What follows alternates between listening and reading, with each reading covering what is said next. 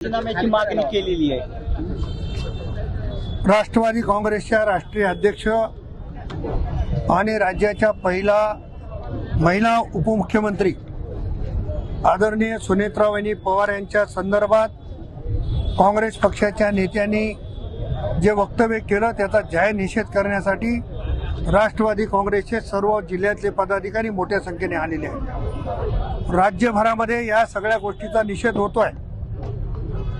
खरं तर काँग्रेसवाल्यांना त्यांचं भान गेल्याची प्रचिती आता होते की काय अशी शंका निर्माण होते आहे। एखाद्याच्या पायाखालची वाळू घसरल्याच्या नंतर जसं बडबड करायला लागतात तसं काँग्रेस पक्ष आता संपुष्टात येत आहे आणि दिवा विझण्याच्या पूर्वी जसा फडफड करतो ती आवृत्ती हर्षवर्धन सपकाळच्या माध्यमातून या राज्याने बघितलेली आहे। आदरणीय अजितदादा पवार साहेबांच्या जाण्याच्या नंतर राष्ट्रवादी काँग्रेस आणि महाराष्ट्रातली जनता अस्वस्थ होती।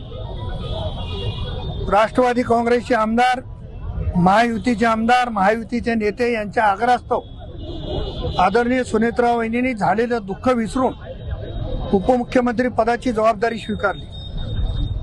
लाखो राष्ट्रवादीच्या कार्यकर्त्यांच्या भावना लक्षात घेऊन पक्षाचं राष्ट्रीय अध्यक्षपद स्वीकारलं आणि अशा एका कर्तव्यगार महिलेच्या संदर्भानं अशा पद्धतीचं वक्तव्य करणं म्हणजे जाहीर निषेध करण्यासारखं आहे आणि आम्ही त्याचा जाहीर निषेध करतो आहे।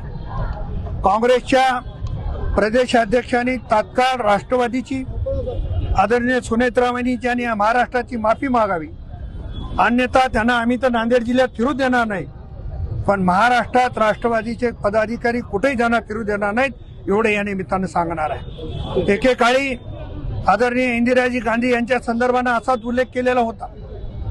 याचं भान कदाचित काँग्रेसवाल्यांना नसावं आणि ज्या लोकांनी अशा पद्धतीचा उल्लेख केला होता त्यांनी दुर्गा म्हणून इंदिराजीची तारीफ केली, त्याच पद्धतीची तारीफ आदरणीय सुनेत्रा वहिनीजी यांनाच करावी लागणार आहे। आणि सुनेत्रा वहिनी या राज्याच्या पहिल्या उपमुख्यमंत्री महिला आहेत, त्या आमच्या दुर्गा आहेत, त्या आमच्या भगिनी आहेत, त्या लढाऊ नेत्या आहेत आणि अशा नेत्यांच्या संदर्भानं वक्तव्य करणं याचा जाहीर निषेध राष्ट्रवादी काँग्रेसच्या वतीनं आमच्या सर्व पदाधिकाऱ्यांच्या वतीनं या ठिकाणी आम्ही करतो।